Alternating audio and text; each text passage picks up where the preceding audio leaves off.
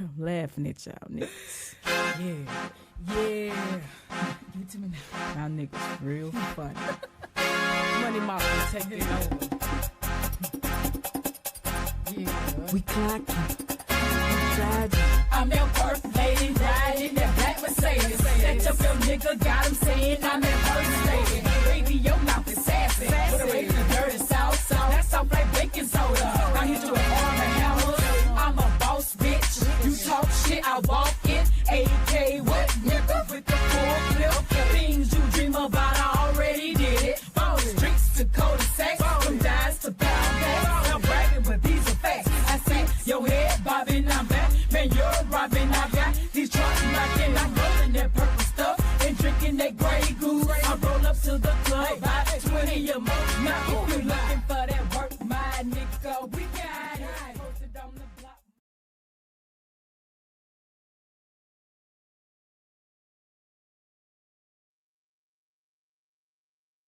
What's up? What's up? What's up? What's up? Today is Tuesday Talk with Eddonis on Tuesday. And we're going to be talking about spiritual warfare. I do have a comment pinned. It says, be honest. Have you ever felt like you were under spiritual attack? And what did it look like for you? So please drop your comments in the chat so we can have some dialogue on these types of things. Also drop what you eating and drinking in the chat. I'm drinking some lemonade zero. And I ate a salad, trying to continue scaling down on these pounds that I've been dropping. So I'm down 20. I'm trying to get down 20 more by my birthday, which is in June. So without further ado, I do want to discuss what I have gone through spiritually in life. And hopefully these things help the people that are watching to understand what spiritual warfare is. Spiritual warfare, according to the Bible, we wrestle not with flesh and blood, but with principalities and rulers of the air. That's the basic spiritual warfare definition. So we as humans have a body. We are spirits housed in a body. See, y'all ain't got me chatting. We're spirits housed in the body. And basically you're dealing not with the person, but with the spirit that's residing in that person or the spirit that's speaking to the person. So a while back, trying to see where to start because I'm freestyling this so I can start a series. So my Tuesday series going forward will be geared to spiritual warfare. So I started experiencing deep spiritual warfare really my whole life. I grew up in church. I've gone through sleep paralysis, dreams. I can see spirits in people. I done seen an angel in my room before. Like I done seen all kind of spirits and things moving around. So I'm gonna tell y'all a good bit about when my spiritual journey started happening, especially in my adult life. So for those that don't know, some people do follow me that are from my Facebook page in real life. Some are not. So for the majority of you all are not. I lost both of my parents to cancer within 4 months of each other. So my father passed in August of 2018. My mother passed the following January. So they was like 4 to 6 months apart. And that watching my father die like that, especially if you had to deal with someone passing away from cancer, that does something to you. When you see someone that is functioning, was able to care for themselves, and then all of a sudden, bam, they die, that does something to you. So my father passed from pancreatic cancer, and my most memorable moments was driving when they told me. They didn't tell him he was gonna die. They told me he was gonna die and left me to tell him he was going to pass away. So I'm driving and I had to praise God in the middle of going through watching my father pass away. That is a different kind of It's not torment, it's kind of like releasing. You know that person is going to leave. So I started helping my father get right with God. Like I was bringing in chaplains, you know, right your wrongs now, because it's time. Like you getting ready to get up out of here. After that, my mother started dying. And I could not believe what I was seeing. Like she had endometrial. Both of these were aggressive forms of cancer. And I've never seen nothing like that close up. I've always heard of people who battled cancer, but to see it close up hit different. So I never forget, I was changing her pampers. I changed both of my parents' pampers. I quit my business. I let my career go. I dropped everything to be a caregiver to my parents. And when I found my mother unresponsive, I didn't know what to think. For those who haven't lost their mom, it hit different. I didn't know what to think. It felt like my world was crushing, crumbling. I felt like Job. Like when your family just die like that, that's a Job moment. And if we didn't have what you say, these life insurance policies, what's going on, me Barbara? What's happening? What's happening? Pull on up in here. We didn't have what you say, life insurance, so I'm paying cash for funerals. There was nothing to go woosah on. I had to just kind of hold this in and just push forward. And fun fact, at the front of my subdivision, it's a psychic place. So the first couple of weeks after my mom died, I had the routine was stuck in my head. Go to Smoothie King, get her a smoothie, because she wouldn't eat. And I came home with 2 smoothies and walked in my house, and it wasn't nobody but me here. That did it. I sat on the side of the bed, and I started having these thoughts of suicide. Like I really wanted it was to me, I was like, okay, I'm good. I've done my job. I'm good. And I'm being transparent with y'all. I went and looked at my life insurance policy to see, because I'm a legality person, to see, will this cover my son if I'm gone? You got to be alive 2 years. So I was like, oh my God. Oh, excuse me. I'm sorry. Oh my goodness. What do I do from here? So I'm sitting here, and it was just like bad energy on me. Like I could feel something crawling on me. Like it was a lot spiritual. When you see death like that, and death is like running through your family, it hit different. So it's a psychic place up the street from my really at the top of my subdivision. I said, you know what? This was a bad decision. I went to go talk to a psychic. What up? You get what you give. What's happening? What's happening? I go talk to a psychic. This lady tells me, she said, go to your house and bring me an egg. So I brought an egg from my house, took the egg up there to the lady. The lady took the egg and did all over from my head to my feet, wiping this egg down. Just from head to the feet. And then she cracked the egg open. It was a black chicken foot inside the egg. Now I knew it wasn't no hocus pocus, because I brought that egg out my house. It was a black chicken foot in that egg. And I was like, what is that? She said, the devil's after you. And I was like, oh my word. She was like, don't do anything illegal. Fun fact, I was sitting on side my bed, and I was getting ready to get back into the streets. I was like, yeah, I can go ahead. I know how to work a scale. I know how to work a scale. We finna get back into these streets because nobody's here to stop me. She looked at me, she said, the devil's after you. And I was like, oh, okay. She said, don't do nothing illegal. Don't do nothing illegal. He's going to kill you. Don't do nothing illegal.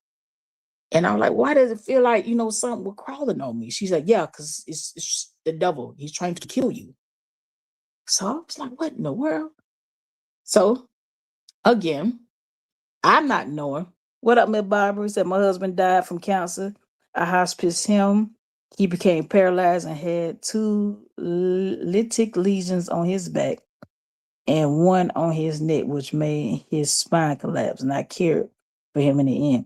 What up, Terry Dunn? What's up? From From there, the lady asked for $2,500. Like, keep in mind, I'm not knowing I'm opening a door. I have no clue that I just opened a door by going to get a reading. Handed lady $2,500. She asked me for my name and my birthday. And I was like, well, man, I done spent all my money burying people. I got mortgages out the world. I got all these insurance. I got all these bills. Like, what I got? Like, come on, like, what's going on? I said, I don't want to go back to construction. I want to do this. I don't want to do that. She told me put on the red cross. This cross, the red string. She gave me something to bathe in. Now, I'm not gonna front. It did ease up. These spirits eased up on me. But I had no idea that I was opening a door. So from there, good old YouTube. So I spent $2,500 on her. I came in here and prayed to God. I was like, oh God, I need help with these bills. I got mortgages. And these jobs started coming in. At first, I didn't want to go back to a regular job, but I remembered the story in the boat where the story in the Bible, the man need help, and God kept sending the boat. God sent so many boats, the man refused it. And when it was time to talk to God, God was like, I sent help. He just wanted the help he wanted. Let me get back in the chat. Tara Doe, thank you for putting up, thank you for putting the copyright disclaimer up there for me. You probably brought spirits in for me. Yep, Barbara, you right. I'm finna get to it. I brought some spirits in with me. It gets wild. It gets wild, Barbara.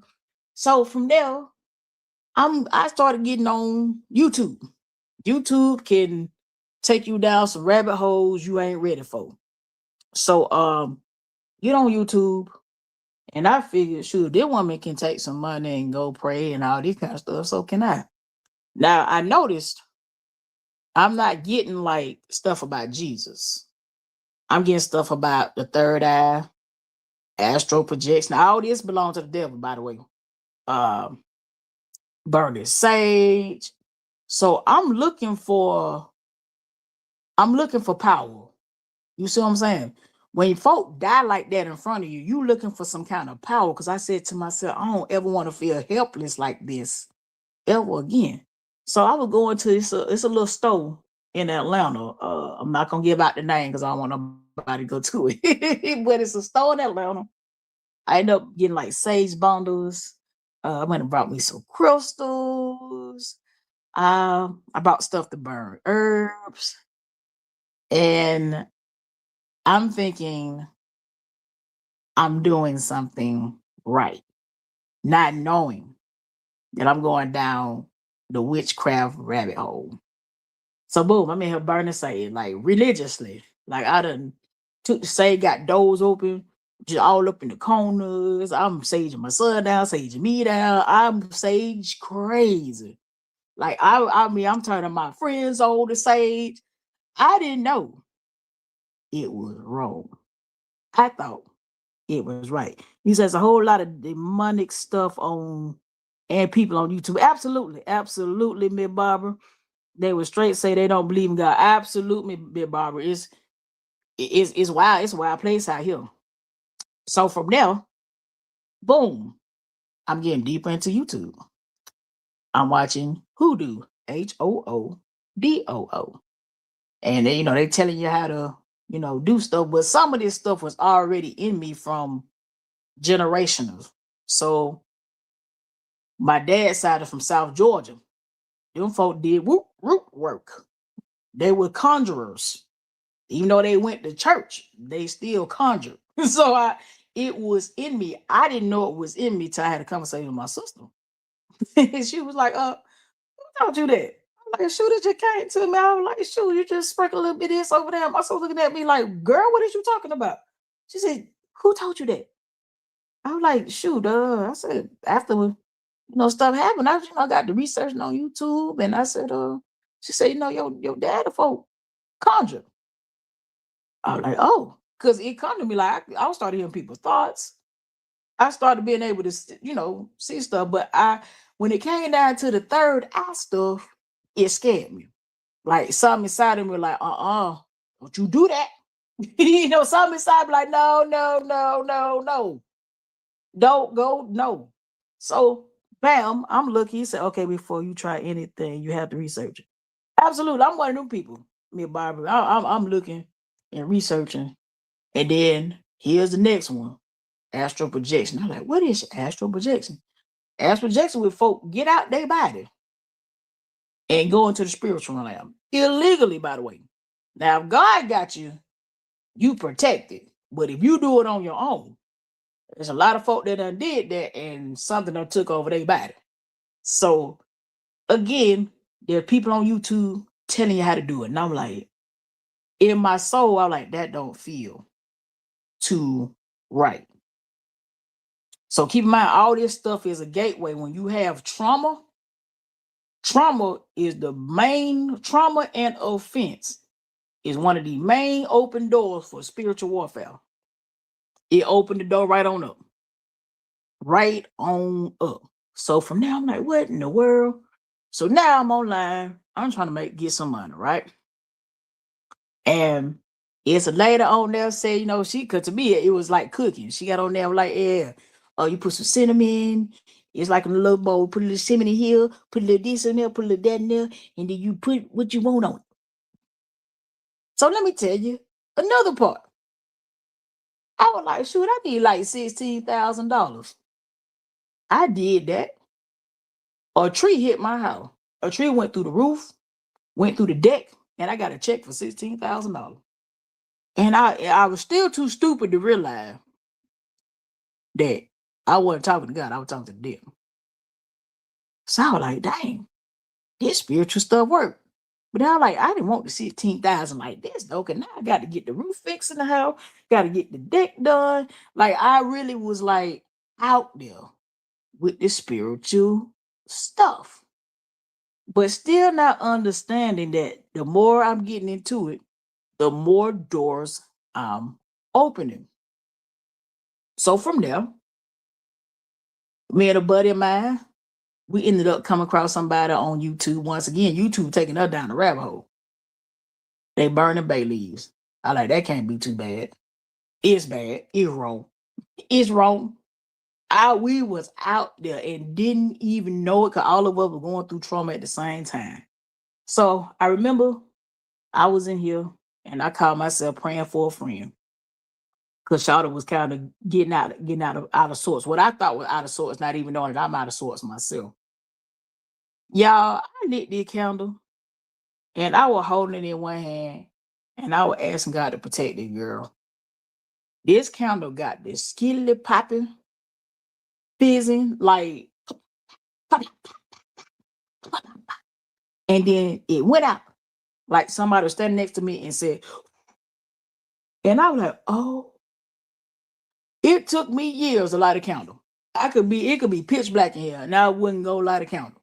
Like I had really opened some real doors. Like y'all, I could see black figures in the daytime. I could see stuff moving in my kitchen.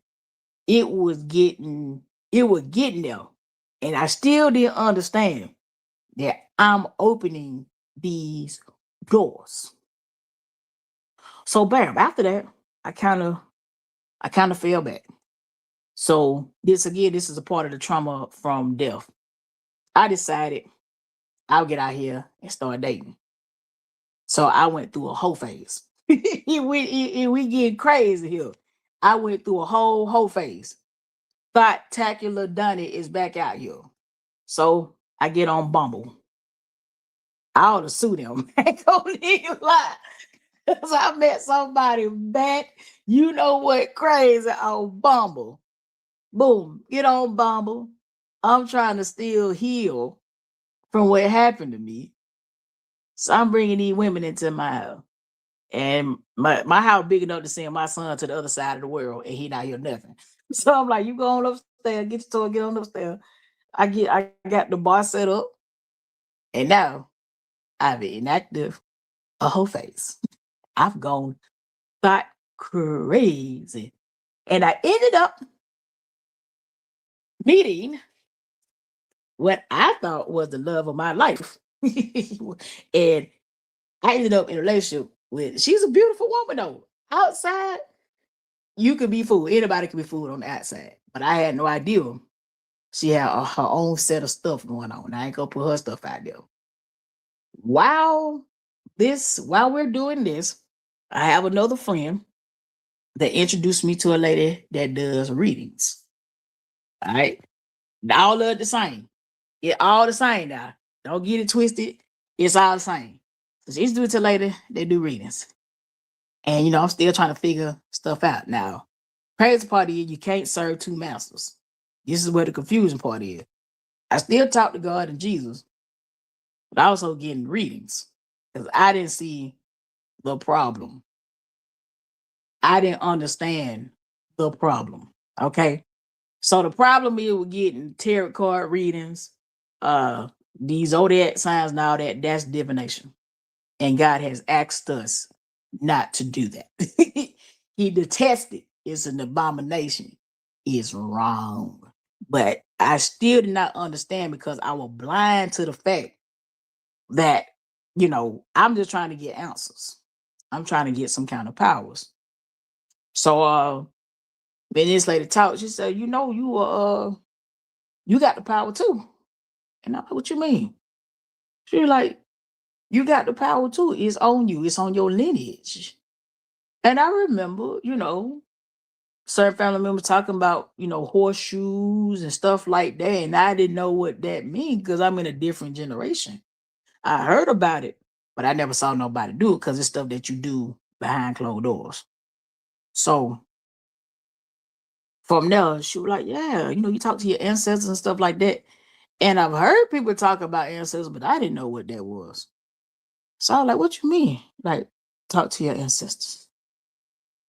Because I once supposed to talk to dead people, but still I could never get a complete understanding of what that actually means. To this day, nobody broke it down until I got completely saved. The ancestors are familiar spirits. They're not your grandmama. They're not your granddaddy. They're not Pookie Ray Ray and your cousins. Those are familiar spirits that's been roaming this planet forever. They're familiar spirits that roam generations. They go back and back and back and back and back. That's how comes certain people act like people they ain't met. That's how the tarot card readers, the diviners are able to know what happened to you and it be accurate. So she was like, yeah. So from there, I'm still going down the rabbit hole. I done went and got me some playing cards because in the South, it's the playing cards for tarot cards. They had books. I brought books on top of books. Like I had gotten into it. I had an altar. I had a whole altar where I was putting food on the altar, putting playing cards on the altar, dice on the altar.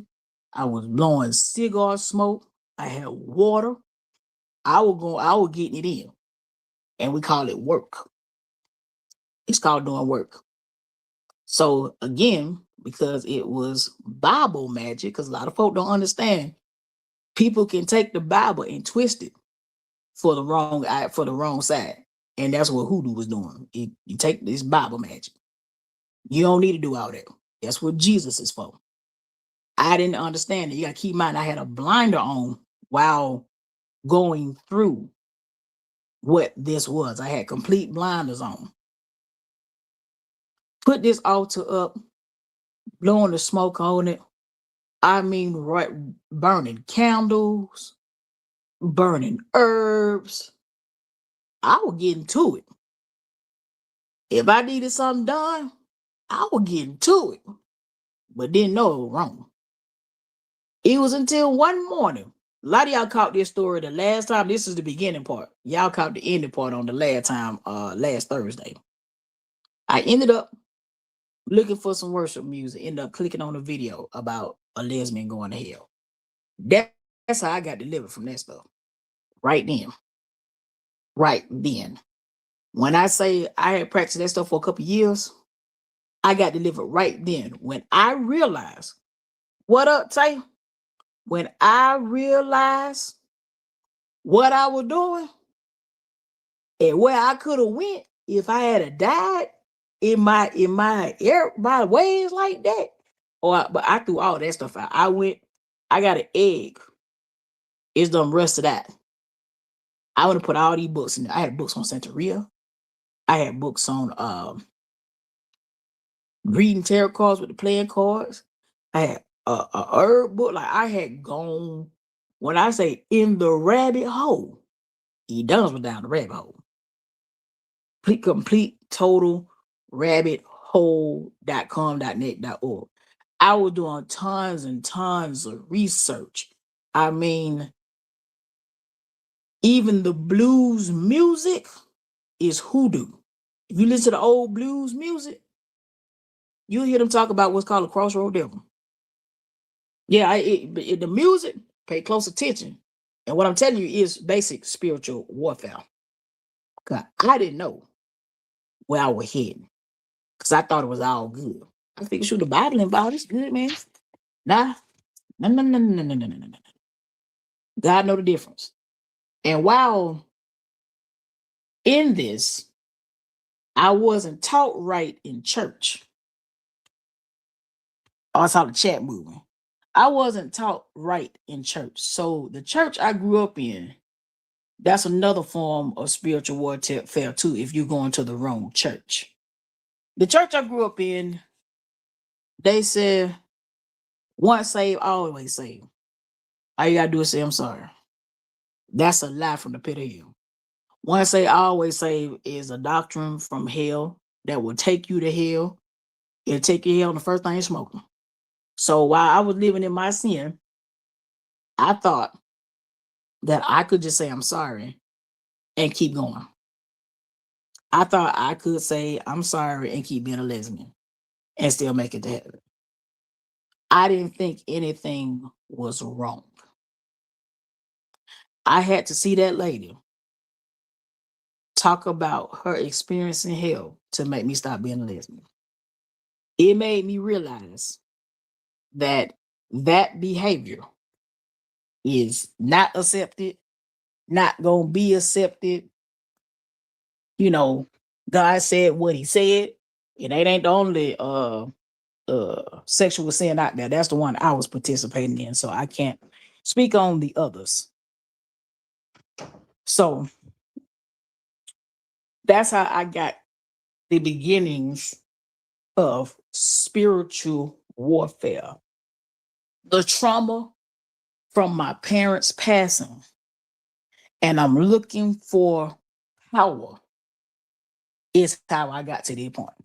Because I didn't ever want to feel helpless ever again. I can't explain, like, the thought of seeing shadow figures. You know, I told y'all last week about laying in here with a girl and something came in here and picked me up and shook me. I Also them tarot card readings that's on YouTube. I got hooked on them. I was watching them all day long, trying to find something out. Not realizing I could have just talked to God and Jesus the whole time. I didn't know. And that is the trick of the enemy. The trick of the enemy, if you have trauma, childhood trauma, broken heart, shoot, we could be here for days for doors, the way these doors are opened in people's lives. And people don't understand that's deep witchcraft I just told y'all about. Like, that was deep. Like, I would go into the ocean doing stuff. Like, you know, like it, if you know, you know. And I would not recommend, don't do it. Just stick with Jesus. Don't do it, because it opens doors. Like, I would hear, like, I was driving my truck, I get something knocking on the window. I could look over and see somebody sitting next to me and ain't nobody there. Like, it gets there. It really, really gets wild. Another part of spiritual warfare ain't nobody talking about is the strip club. Nobody is talking about the strip club being an altar. The strip club is a demonic altar, and you are listening to a strip club veteran. Baby, I was there every Friday throwing money and had no idea that I was feeding an altar. Like, y'all got to understand, you got to be careful going to these concerts. These folks are doing rituals and concerts. Is rituals being done over these music? Is rituals being done over these movies? You have to be careful with your eye gates and your ear gates. So, boom, I'm gonna tell you about my strip club experience. It was one. Me and Shawty still cool to this day, but it creeped me out. So it was my birthday weekend, and I had an ex, and I was like, shoot, I hadn't been to the strip club in like years, but this was like as my parents were getting sick, I needed an escape. So I do escapism. Yeah, that is so true. My cousin always said you gotta watch what you listen to. Yes, Tay, it's who it's the thing. Whatever spirit that person has, hold on. What? Wait till I finish my live. Go take a shower and be quiet. Sorry, y'all. I'm doing work on one of our other bathrooms. So we share the bathroom. So, anywho, what was I saying? La la la la la la la la la. Whatever spirit is on the person, when you're listening to them, you will get whatever spirit they got. You're opening the door for whatever they got to come to you. So it's easy to get soul tied. He said, I didn't know if you know that song, Don't Save Us, You Don't Want to Be Saved. It's so funny. A lot of people used to say, and my cousin used to say, we're not saying that song no more. We want to be saved. Yep. Tay chosen one. Shoot, Young Jeezy got one that says he said he know when he die, he going to hell, he gonna fry. I remember my homeboy, we was in the car jamming, and I skipped that sentence. He like, you skipped the sentence. I said, well, I ain't going to hell. I ain't going. Yo, Jesus said it now, like, oh, but no, we no, no, no, no, no, no, no. We both grew up in church though. He played the drums in the church. Like I said, I'm a rapper.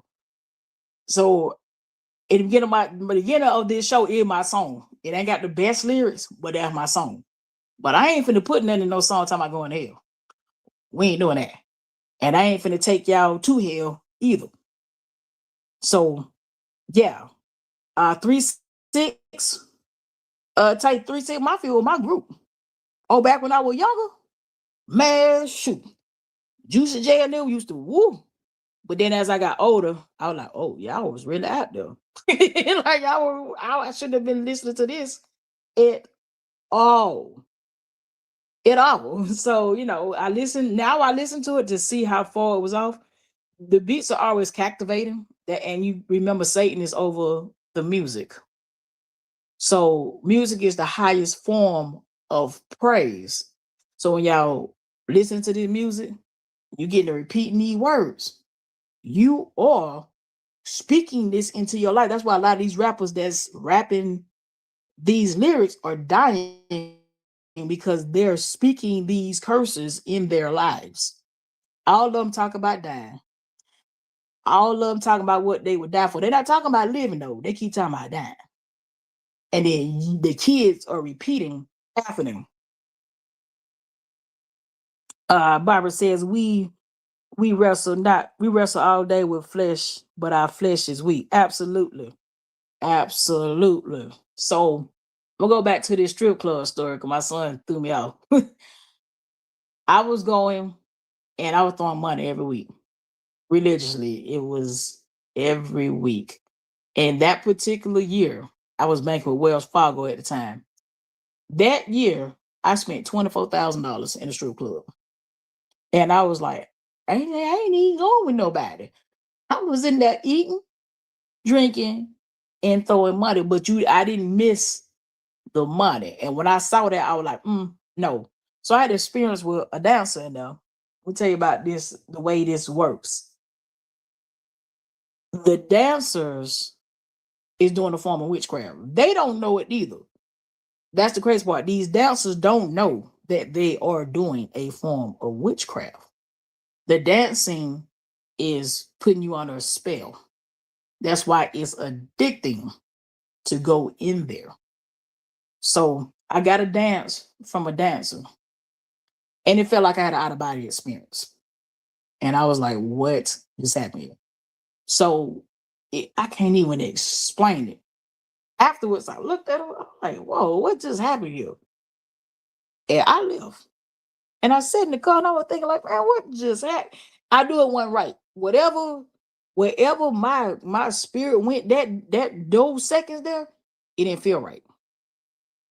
And then I started having dreams about this dance. I didn't know what succubus and incubus was. So for those that are out here living a sexual immoral lifestyle, succubus and incubus definitely gonna reside with you. They don't want you to get married to nobody. The more you um the more you feed your sexual desires, the stronger that demon gonna get with you. And when you stop, it's gonna attack you. Cause I know I had to start. I said, me personally, I just be trying to enjoy music, but I definitely understand. I heard that on my life. Certain music shouldn't be listened to. Yeah, I tell you, it's unfortunately some of my favorites. I've been trying to wean myself off secular music. What I mean, like wean myself off, it's hard because it's been a part of my life, my whole life. So I'll be 42 in June. Secular music has been my life. Like certain songs got me through certain things. Certain songs put me in certain spaces. So trying to get off of it is like getting off a strong drug. And then I started trying to listen to gospel rap music. Now they do got some fire gospel rap music out here. It is some fire ones, but then I did not know that also the Illuminati has started taking over gospel music. So now I'm watching the gospel artists and their hand movements. Because now I got to pay attention to that too. If I see you throw them devil horns and put that symbol over your eye, oh, we finished. I ain't cutting you back on. And that means you went down the rabbit hole. So definitely got to be careful of the music, the lyrics. Um, like I'm gonna say Cardi B. I think Cardi B is a cool person, but her music, I liked it until I saw clips from her tour, and I was like, I started seeing the it's pretty demonic. Uh, I started seeing it, and I'm like, oh, Cardi B. Like I was like, oh man. Like personality wise, she is bad, cool person to talk to. And it's like once I started seeing some of the symbolisms, and I'm like, man, it's kind of hard to listen to anything now. Because we got to be careful of the symbolisms. Because there's a lady, I don't know her name, but I know y'all seen her in the picture. She looked scary than no more. She got like black stuff around her teeth, black nails. The right taste, especially secular music and some gospel music, is not good for your spirit and discern good from evil. Absolutely. Now I listen closely. If I hear something that's just like 100% this ain't from God, man, hey, that'll be the last time I listen to it. It's a lady. But if I seen her take a picture with Usher, and I knew that Usher bit the apple. He probably been bit it, but that lady is a well-known witch in Hollywood. So they take the music and they do work on it. Like I said, from the South, we call it work. They put work on the music to get you stuck, to make you listen to it. And then when you start repeating these words, you are speaking these things into your life. Like music that's highly sexual, you're going to speak that lust into your life. Music that's about drinking and alcohol, you get to listen to it, it'll make you go out here and want to actually do it. So that's another form of spiritual warfare. And I'm naming all these because each week I'm gonna go back and listen to this. And each week I'm gonna take a topic and break it all the way down to its form.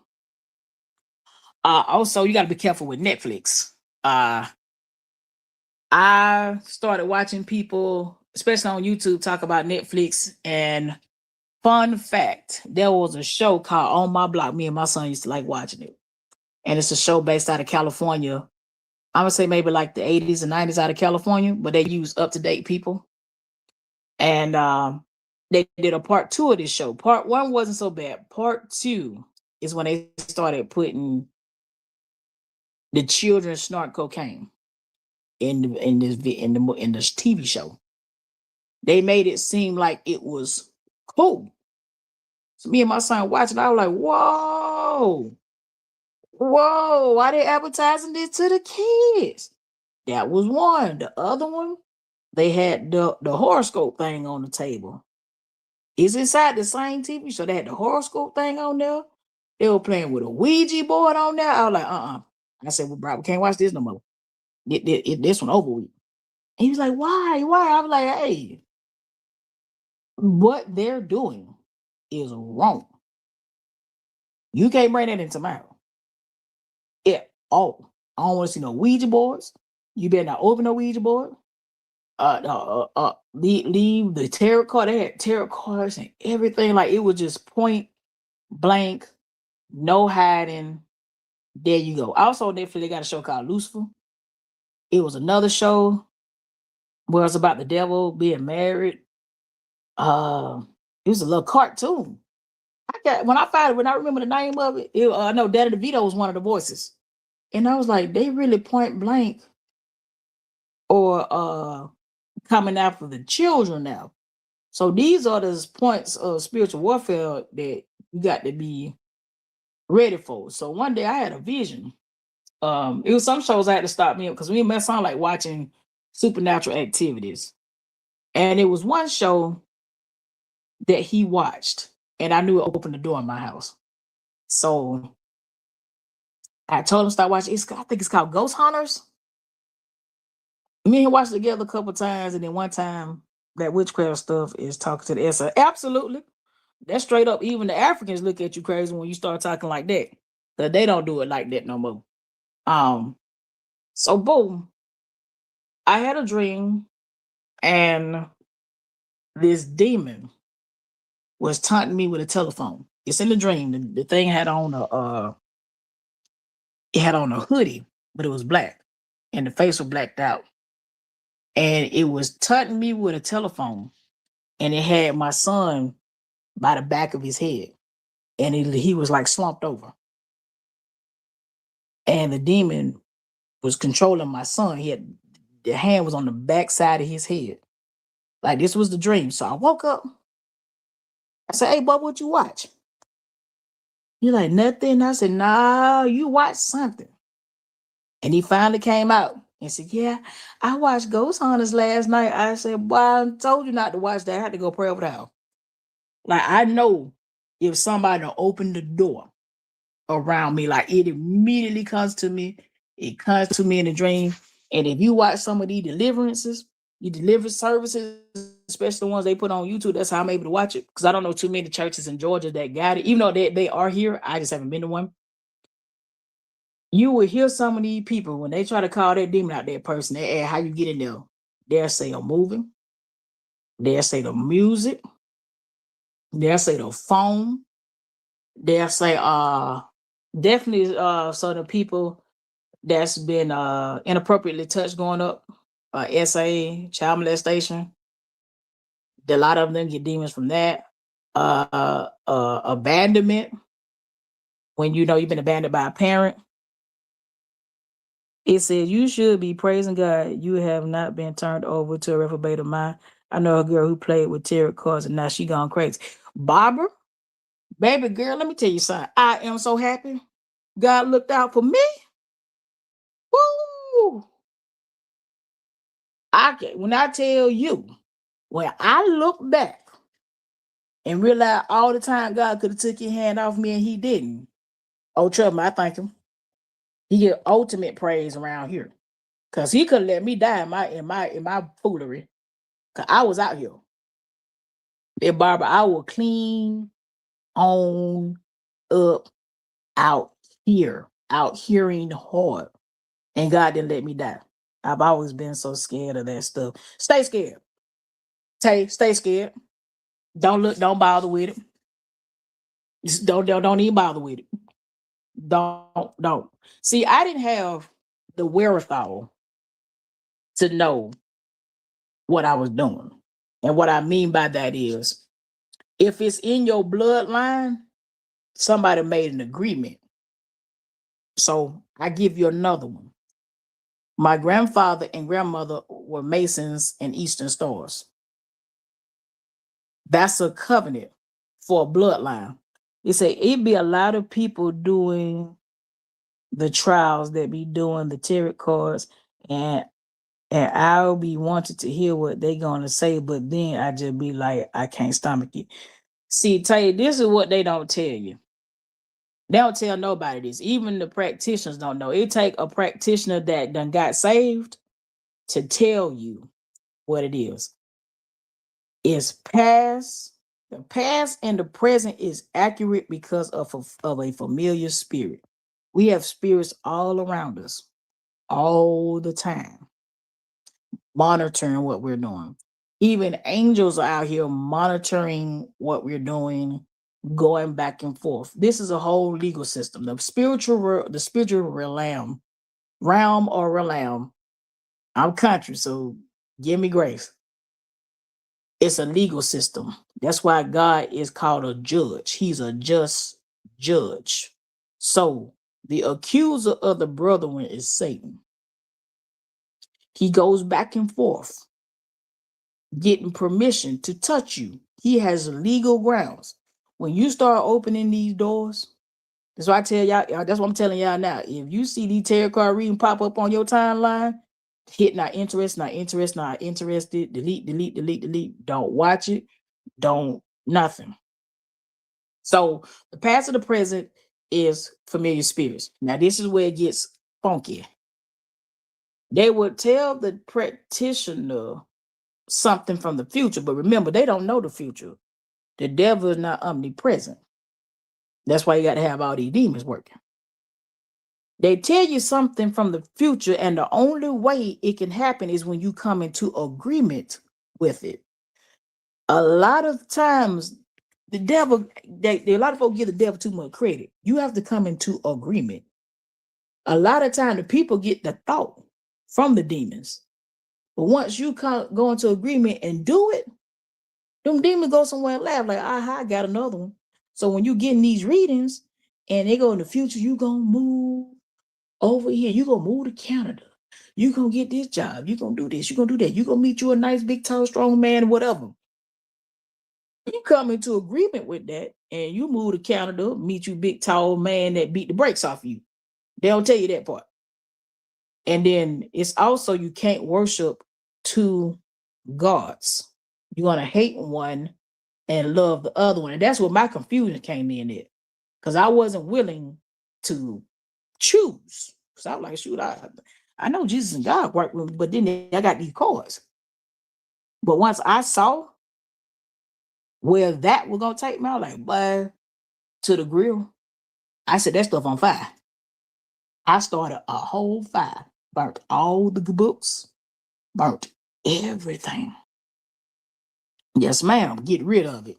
So yeah, a lot of people just thank God that you are. I call it skittish. It just I didn't have the I don't have a buffer to be afraid of some stuff. Some people do. I don't have that buffer there. And that's something I'm trying to work on is putting a buffer there. So the thing was fearing God is the first step to having wisdom. I didn't fear God because I was taught wrong. I thought that, all you gotta do is say, I'm sorry, you got sorry. Oh God, I'm sorry. And then you plan your next sexual escapade once you finish. Once you finish praying, I go, I'm sorry, and then I go plan the next sexual escapade. I didn't know I was willful sinner. So that's where grace come in at. That's where grace come in. When you don't know what you're doing. God protect children, babies, and fools. And I was one of the biggest fools out here. So I'm thankful for his protection. So I definitely could have went straight to hell and probably blew it up when I got down there. So yeah, I didn't understand what grace for. Grace It's for the sin that you don't know you're doing. It's for when you make a mistake. That's what grace is for. When you're trying to change. It's not for if you finna plan your next rendezvous, you finna go plan to hit a lick. That's not what the grace is for. Now, granted, if you make it out and don't die and don't go to prison, God was looking out for you. Don't you need to give him some praise. If you went and did something crazy and didn't nobody take your life, pray God. That's the grace come in. Grace, me waking up, being able to tell y'all my story is grace. Because I could have died from my heart attack in 23. Like, these are the things that you have to think about. You might not be a millionaire. You might not have the body of a goddess. But if you can wake up and you still got breath in your body and you got another time, another chance to get it right, that's grace. Thank God for it. Well, what's it? It's a Bible verse. Well, for the willful sinners, that it's not basically you're saying if you're purposefully going out here sinning, they're more or less saying that Jesus' death was in vain. I don't want to have that. I don't want to say that. Or at worst case, act like it. So the point of spiritual warfare is being able to understand that everything is about an open door. Everything is about legalities. Generational curses is where your grandmama them made pacts. Your granddaddy them made pacts. You don't know what your grandparents into. Like, I didn't know my grandparents was. I didn't know that Masons and Eastern Stars is the occult. I had no idea. It was until I started studying deeper and deeper into spiritual warfare, into the spiritual realm. If you look at the Eastern Star, that's a pentagram. I ain't even know it. And when we buried my grandparents, I was young when my grandmama died. I think I was about 8. They put that little blue hat in there with them. It's a blue hat with the thing on there. And the family told me that, yeah, because your grandparents were part. You can go join the Eastern Star. See, boys join the Masons, and the girls join the Eastern Star. But nothing inside of me wanted to join. Like, nothing inside of me was like, yeah, that sounds good. It didn't. Like, nothing about it sounded right. And here's another one. I'm just spitting it out. Another one is these sororities and these fraternities, and folk gonna get upset about this.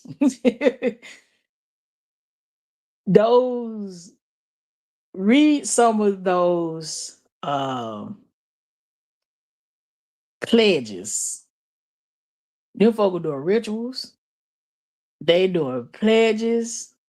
And these the same folk that be up in church. The Q dogs, the Kappas, aka your Deltas. They doing all this all that right there. Yeah, that's not a God. And I had an aunt that kind of asked me, like, why my son wasn't into, like, wanted to be in these fraternities. And I was like, well, I raised mine. He don't have to join something. He can be himself. But I still didn't understand it. And it's till I started watching the younger generations denounce. And I started listening to these oaths they were taking. And I was like, oh my. And a lot of these people that are joining because they want to excel and be able to get into certain careers and things like that. And that's no different than joining a gang. That's no different than joining the Illuminati. That's no different than joining the Masonics. Because my thing is, how do you trust God and still join like the Greeks? Who gonna take you well? That's one. If y'all look at some of the gang members and their stuff, that's a cult. Like, it's real deep with this spiritual warfare because it's all around us. It's all around us. So A while back, I started studying the courts of heaven, and it's by a guy named Robert Henderson. It's in the Bible. It's biblical. I make sure when I'm listening to these preachers that I go read the Bible myself to see if it's in there. Even after me, go read the Bible and come back and give me some info. I don't mind. We can exchange info. I don't mind doing the exchange. So that's when I started looking to see why and how my life is going in a certain direction. So this guy Robert Henderson said that his son was suffering from depression, and he kept doing stupid stuff. Right? That's the short form of it. He said when God he talked to God about it, and God told him that you have to renounce what you spoke over your child. He said in a fit of anger, he called his son stupid in a fit of anger.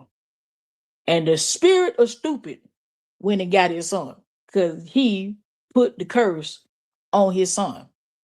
So his son was out here wild, just doing stupid stuff, like just stuff that don't make no sense. And I watched that. I watched that man about 8 years ago. And ever since I watched that, I was very careful of how I started speaking over my son. Even when he get on my last nerve, I take a deep breath before I speak. I will say make it make sense because these young folk will make the teenagers today, today's teenagers will have you looking sideways. Yeah, you look like what you do that for. So I take a deep breath and I talk with a calm voice and I ask like, why did you do that? Does that make sense? Before you go out, why are you so stupid? Da da da da da. You are placing curses over your children. So a lot of folk who children out here wilding, you got to denounce the curse you put on your own. So when you go to when you're praying, your prayers are going up to that court. That's how it's called a judgment. Because a judgment can be good or bad for you. Your prayer is going up to that court. And some of the married folk, especially some of these married men out here, if you listening, if you cheating on your wife, it's in the Bible that God ain't gonna answer your prayers. I'm laughing, nervous laugh. You cannot mistreat your wife and expect God to answer your prayer. And I bet it worked both ways. So if you married and you marriage troubled, that's another form of spiritual warfare. The devil don't want marriage. He don't want you to be married. He wants you to live in sin. He don't want you to be married. He don't want the two-parent household. He don't want you to build your kingdom because a married couple is building a kingdom. He don't want that. So you notice your relationship might have been very good until you got married. The moment you got married, it started probably going left. And you have to keep prayer in your marriage. You shouldn't also talk about your relationship problems or your family problems with people. Complaining is another form of spiritual warfare where you're putting a curse on yourself. It's a very rare occasion that I am going to complain. Now, I'm going to stand up for what's right. I'm going to stand up for myself, but complain, no. If you got up this morning and say you're running late and you go, I'm finna have a bad day today, you just cursed yourself. And then you leave your house flat tire, get in the car wreck, get a ticket, the school call about your child acting up, Boston got on your nerve. You just spoke that over your whole day. What up, Highest Point? Thank you. He said High Point said chat popped in to speak, smash that like button. Your words and intentions have power to shape whole world's round reality. Use them with reverence and authority. Amen. Highest Point. That's it. You can watch your mouth. Watch your mouth. See, if we talking about mouths, we got to talk about this is another form of spiritual warfare. Now, this is for Not just families. A lot of families do that where they sit around a table and talk about a certain cousin or talk about a certain aunt. Uh, Gossiping, slander, all that is witchcraft. All of it is spiritual warfare. So take a walk with me. Say hypothetically, I'm you myself. I'm sitting here minding my business. And in real life, I'm gonna tell you a real life story. I got some cousins. I'm gonna tell you a story about me and a cousin. And my cousins do act like the other side. So I'm used to women acting that way. That is nothing new for me. That's I've been dealing with that for 40 some years. This just they it's just a demon that got in somebody else doing it. So I had a cousin. She got upset because one of her friends was renting out my house. And she just the friend side she wasn't gonna pay the bill. I said, you finna get out. And that's how that worked. I ain't taking care of no grown adults. If I gotta go to work and pay my bills, so are you. This girl called me and told me, I hope your truck break down. That's when I had my truck come. She said, I hope your truck break down.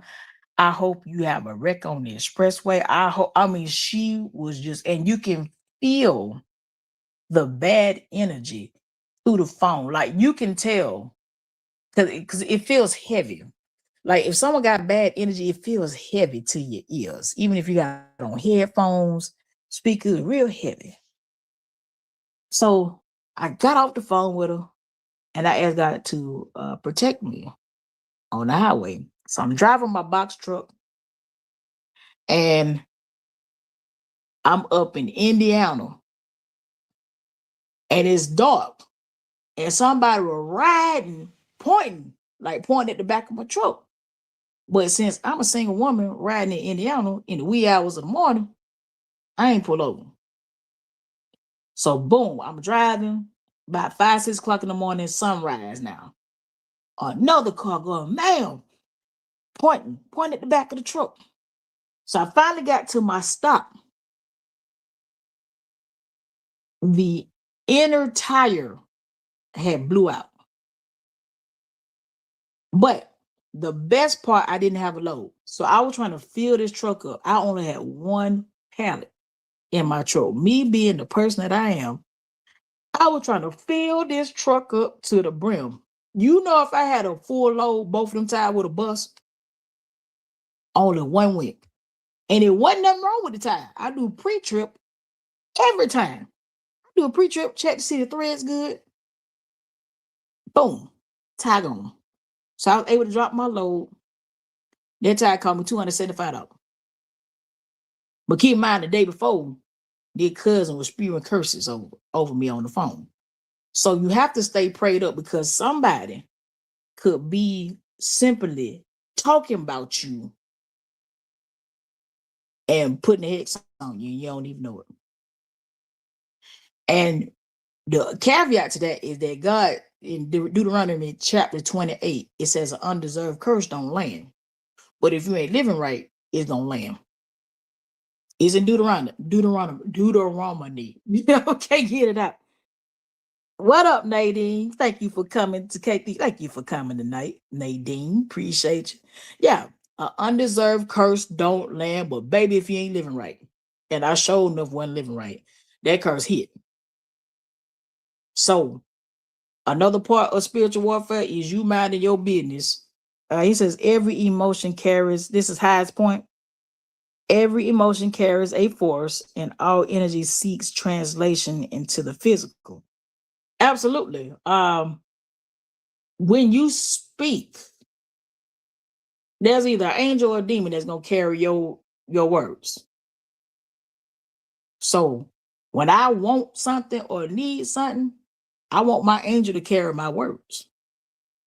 So I'm gonna tell you, last time of my life, Saturday, Sunday, I would drop in them profanities left and right, and I feel bad. I'm working on my speech. Trust me, I want to stop using profanity. I want to stop. So, with that being in mind, angels and demons carry your words. If you say you finna have a bad day, that demon over there like, oh, look what she said. Hey y'all, go on up there, put the police up there, make sure she's speeding, and make her late. Bam, ticket. Oh, you thought you was having a bad day? You mind your business, ball coming there and fire you. Yeah, like that's just how this works. So if someone's back there gossiping and slandering you, they putting a curse on you. They putting a hex on you. Now here's the caveat to that. Uh any arrow, I pray any arrow sent by day or by night go back to sender in the name of Jesus, or catch fire in the name of Jesus. Either way, it going back to whoever sent it. That's how I pray over that. If I have a monitoring spirit, another thing, monitoring spirits. Y'all got to know what a monitoring spirit is. I tell you this: anytime I meet somebody new and they want to be on the phone hours and hours and hours and in hours and hours, I equate that to being a monitoring spirit. Why you need to know everything? Why you want to hear everything I'm doing? Um, Certain animals. Um, Me, so I live in the woods. Every now and then, every so often we get them big Juro spiders. I can't stand that season, Juro spider season we got here. But when that season started, before it started, I used to get a red spider that would cover my front door. I mean a big gigantic spider. And I'm like, what the? And I hit that thing with some wall spray thinking it's dead. The next day it'll be on the back door, the same spider. And I wouldn't see that spider nowhere else but there and there. So I started praying spiritual warfare prayers. You start praying against monitoring spirits. Start praying against the folk that put the hexes, the vexes, the slanderers, the gossipers. You pray against them. You got folk that do altars. I pray the altar catch fire.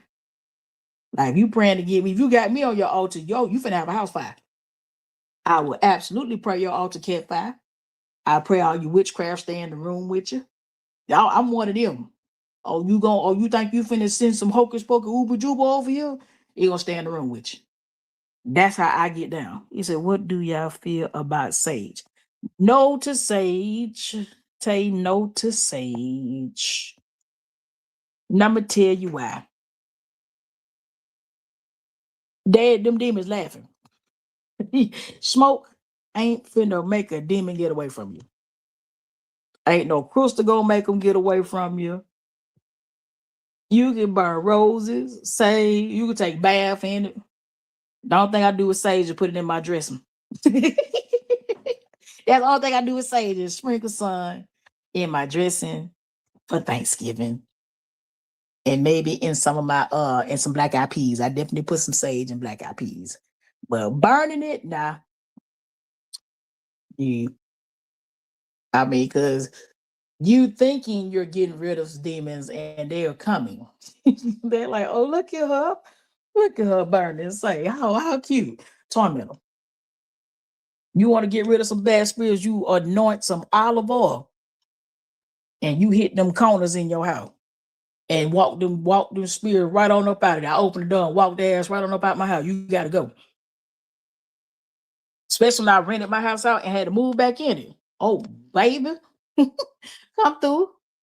I anointed me some olive oil and start hitting them walls. The fear of the Lord is the beginning of knowledge. Absolutely. The fear of the Lord is the beginning of knowledge / wisdom. Um, I had to realize, the power. We got the power. We have the power to tread over snakes and scorpions, and no evil shall come to us. Jesus said in John 14:14, whatever you ask in my name, I will do to glory God. God be working over here. Everybody got angels sitting right over them. If you ain't praying, them angels unemployed. And if I'm working, my angels gonna work. I love them. My angel be looking out for me all day, every day. Love it. And a lot of times, I be riding and I just be thinking like this life here is all right. without, the extracurricular activities I was involved in, it's peaceful. It's peaceful. It is joyful. I'm not outside. I'm meeting people that want to talk about God, talk about Jesus, but it takes a while to get there. None of this stuff happens overnight. It takes time. Like I had to ask God to take sexual immorality from me. Like, take this cup. That cup, I don't want that cup. Take that cup away from me. And he did. I'm not asking for the profanity cup. Take that away from me. I want better speech. I've been trying to get rid of secular music. That was gonna take some time. But as long as you are trying, you safe. This is for those that ain't trying. They have just totally said, you know what, I'm gonna do what I want to do. I was about to tell y'all something else about some more spiritual warfare. Hold on, let me get me some water. Hold on.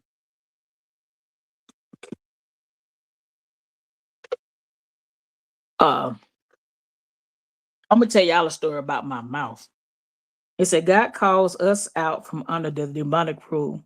He called me out while I was in high school. We still had prayer and Bible classes when I was in school. Barbara, that's when it was good. When the teacher could pray and spank you at the same time. High Point said, and never go back to what you pleaded to be free from. Oh no, High Point, if you go back, that demon gonna come back with 7 demons stronger. And you're gonna be in a worse position than you was to begin with. So let me tell y'all about this story about my mouth. Fun fact. Me and my mom worked at a church, and we lost our careers in the same day. My mom was fired from her job at the church the same day, and I became a convicted felon the same day. And I had 60 days from that day to let the state of Georgia know that I had been convicted of a felony for them to take my real estate broker's license. So I was a real estate broker. Bam. This is how I ended up crossing into electrical. So I became an apprentice, and I'm the only woman at work. So, these men are taking me through there.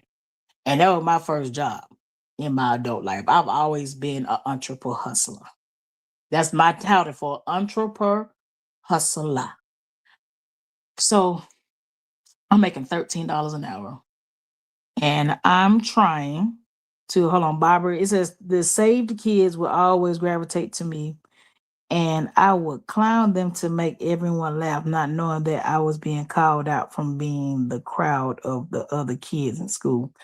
Yeah, God has his way of saving you. So I was making $13 an hour, y'all. And my mom's car note was $856 with a 300 and because it's been about because I got convicted in 2013, so it's been about 13 years ago. I would say the car insurance like 350. It was a Mercedes. It was a really nice Mercedes. My entire check was going to this car note. My whole check, 56 hours a week, $13 an hour, of course, on the weekend, time and a half. And I was in college at the same time. My whole life money going to this truck. So me and this chick I was dating, and my niece and my son, we go out, we go bowling. And I'm venting at the table. We go to what is it? It's a spot called Metro Diner downtown Atlanta. We took my son to get some ice cream. Was it? Yeah. Took my son to get some ice cream. We ate. And I said, I wish somebody would steal this car or drive it off a cliff. Keep drive off the cliff in y'all mind. And this is the day before Mother's Day. And I knew we was going to turn the truck in. She was going to have a repo. But I was trying to surprise my mom with a Jeep Wrangler. And that was my first time going into a car lot buying the car. My dad like, you sure you want to buy that Jeep Wrangler? I'm like, Mama, I always wanted a Jeep Wrangler. I'm going to give her a Jeep Wrangler for Mama's Day. I sit down, I look up, And I asked the man, had the Jeep Wrangler been used for off-roading? He said no. But a salesman is not a mechanic neither. So I sit down, and the way this man office was like down low and the truck set up high. He had a rusted out gas tank. And I was like, nah, I can't buy that. So the next day, that's later on, that's how we went bowling and all that type of stuff. The next day, my sister is driving the Mercedes truck. And it's the push button transmission, real fancy. She put the truck in gear, but with her not being used to driving a push button, she was in drive instead of reverse. The truck wasn't going nowhere. And my mama was fussing, just hit it, just hit the gas. My sister got on the gas. The truck went up in the air and bounced down. And we're at the edge of my sister's driveway. The front end of the car is no longer on the ground. And you can feel the car teetering. And I'm like, oh my. I'm thinking like, what have we done here? So my niece is back down her phone, and I said, we call her Tweeterbird. I like Tweeterbird. I'm gonna need you to dial 911 because we can't move because the car is hanging some kind of way. And Sabrina can't get the car. I mess around and say my sister's name. She can't get the car to go forwards and backwards because we're hanging off something. And it's teetering. So my niece gets on the phone, 911. Fun fact, a girl that my sister grew up with is a 911 operator, but she doesn't know it's us. So I say, hey, we're hanging off a cliff off Camp Creek Parkway. And she's laughing. And I was like, ma'am, I'm dead serious. We're hanging off a cliff off Camp Creek Parkway. For those that's from Atlanta, you know what Camp Creek Parkway is. I get her my sister's address. The fire truck pull up. They send a firewoman down the hill.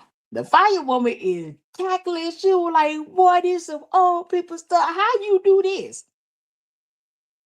And the entire time before that, the truck was teetering and my sister crying and she's fidgeting with her seatbelt. And I'm like, girl, if you get out this car, you better not move. So she crying. She going, I don't want to die. Now, I done had so many near-death experiences. I'm thinking in the back seat like, dang, this how I'm finna go out. And my mama started singing this song, Jesus, Jesus, Jesus.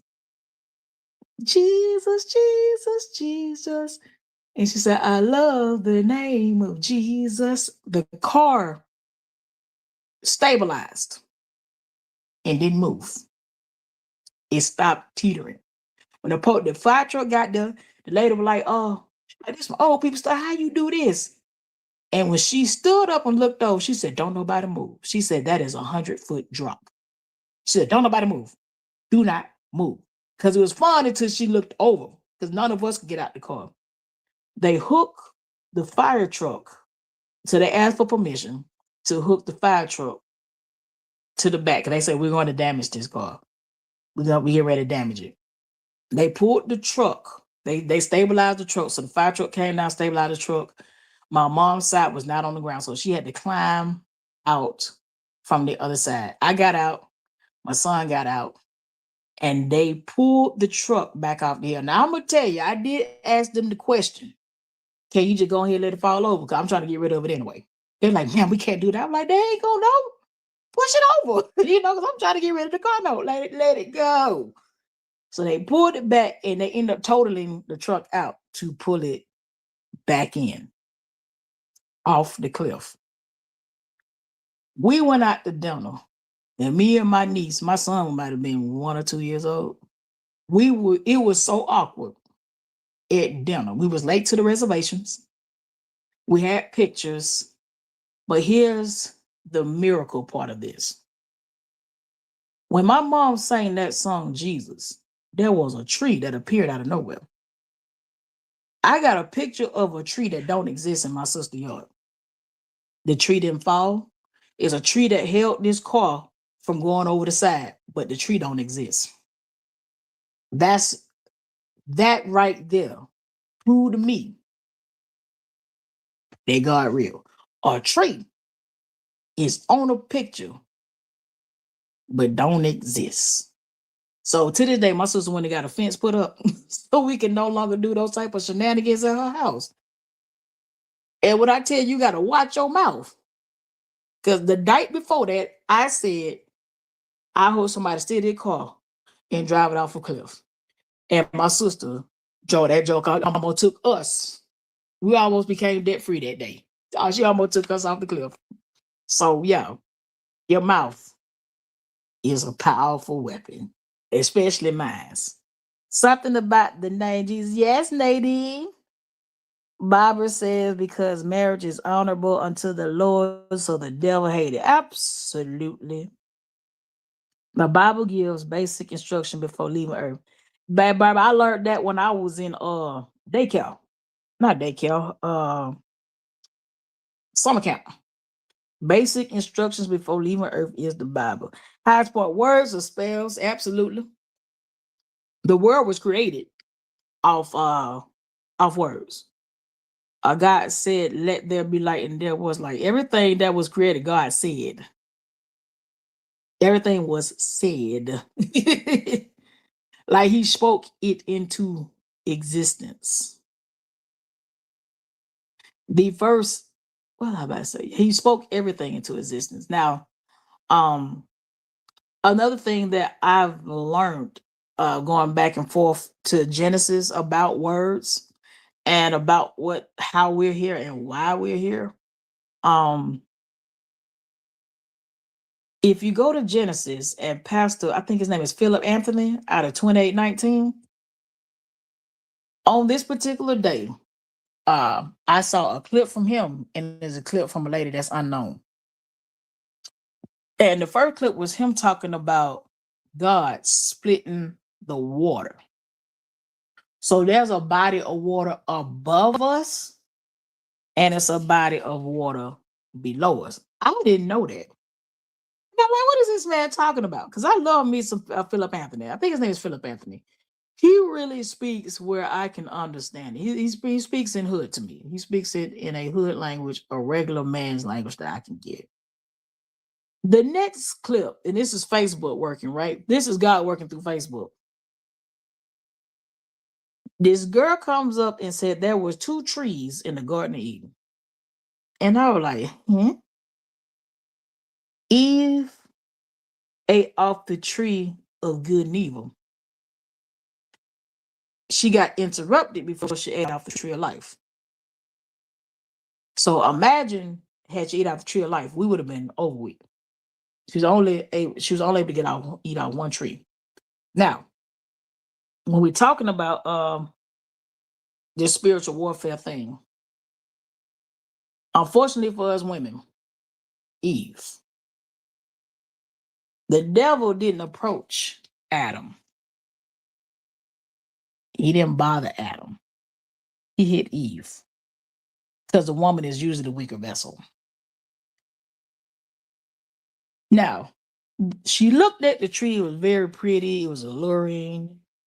And she, she had a conversation with the devil. Now, why do you talk to the devil? I don't know. That's why I don't talk to people who lie. Talking to a liar is equivalent to talking to the devil. I don't do that. I don't talk to people who actively engage in a bunch of gossip, a bunch of slander. To me, that's like having a conversation with the devil. So why did you talk to the devil, Eve? I don't know. She goes eat off the tree of life. Tree not life, the tree of good and evil. Turns around, handed to Adam. Now, if you pay attention to this story, nothing happened when the woman does it. It only transformed when a man do it. So when you look at spiritual warfare, a lot of times it takes a man to do something for something to actually happen. Or the woman get used as the vessel to trick the man. So when Adam ate the fruit is when everything changed.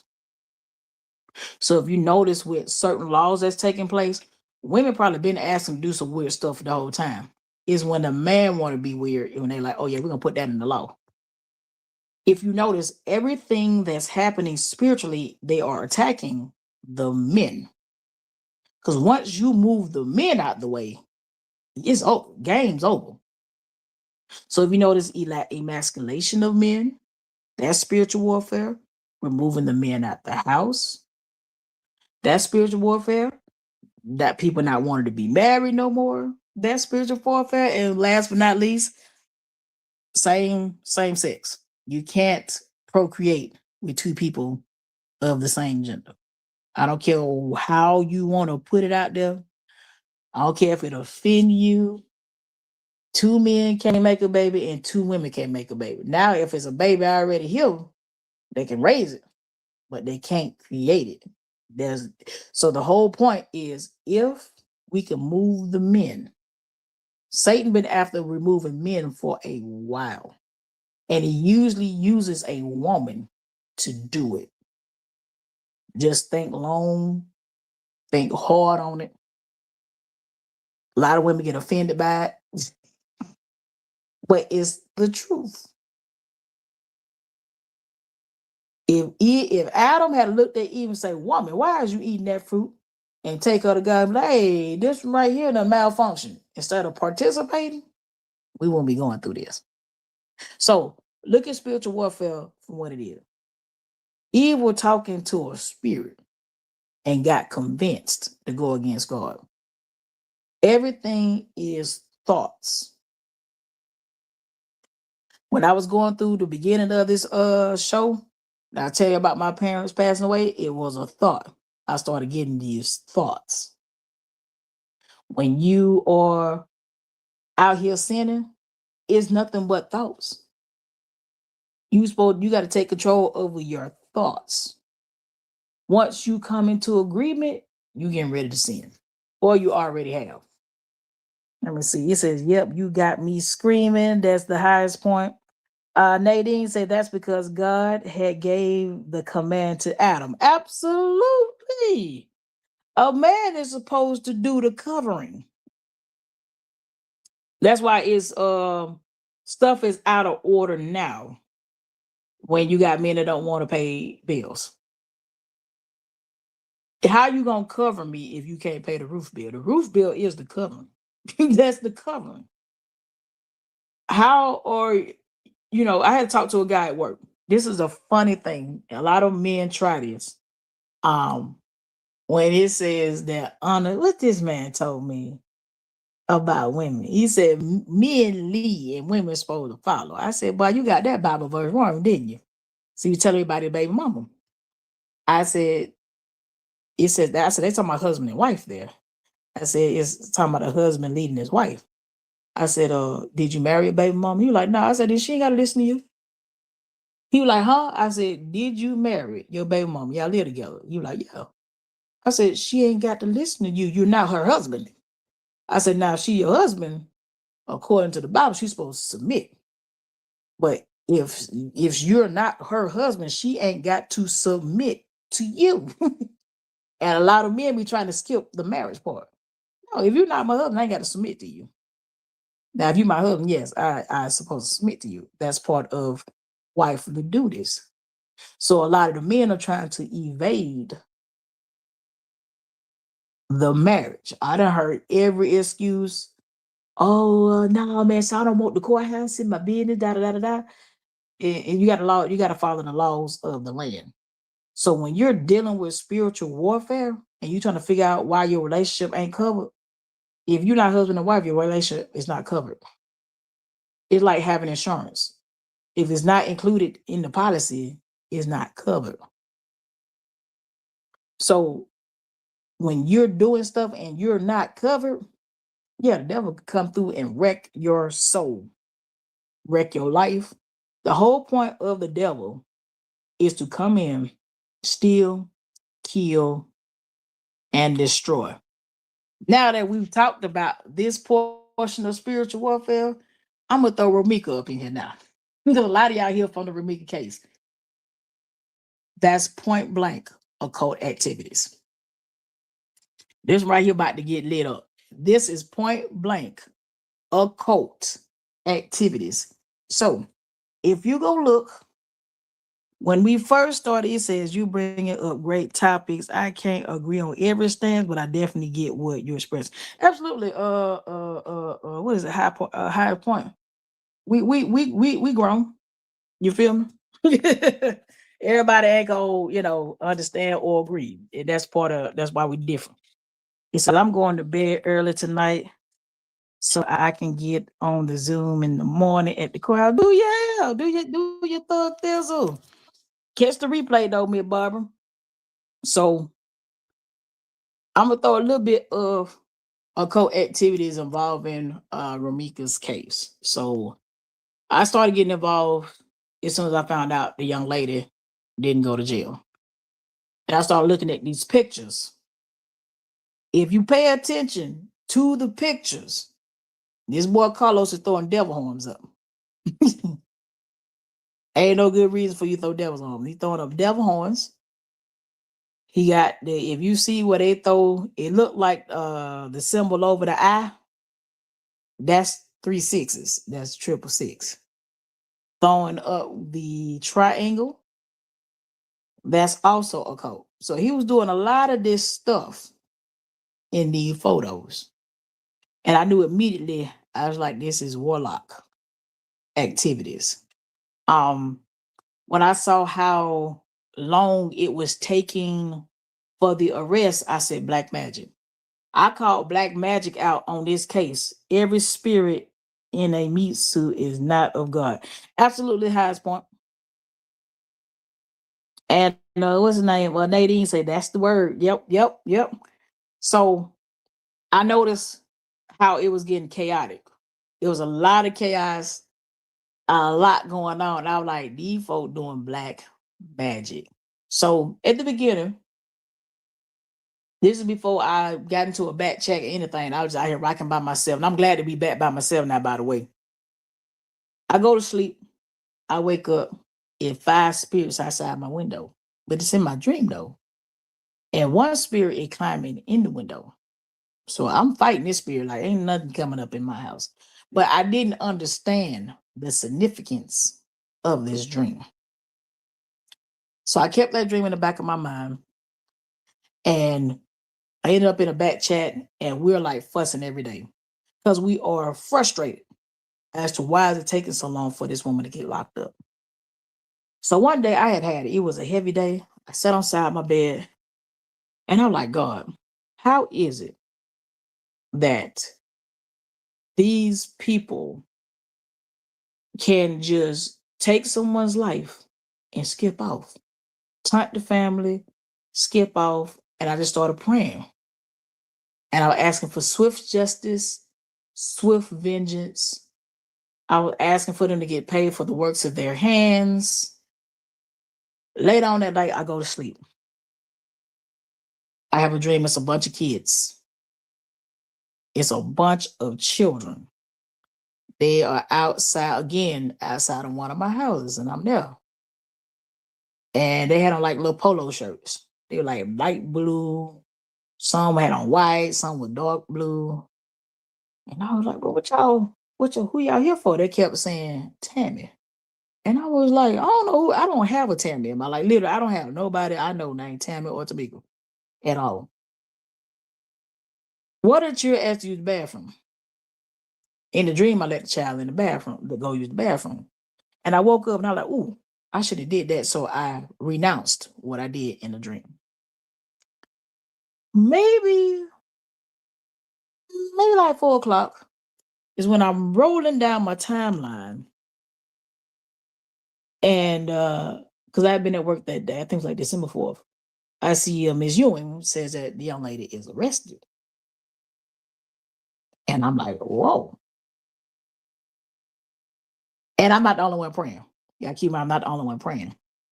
And I'm like, whoa, good deal. So now, young lady's arrested. She's pregnant. And I thought it was strange that someone would get pregnant after committing such a crime like this. So I'm now looking closely at the behaviors of the people that involved. So I had no idea that the city of Chicago, a lot of people in Chicago do occult work. Like it's in the music, it's pretty much everywhere. So I was in this Facebook group, and I'm telling you about spiritual warfare, black magic being done with involved in this case.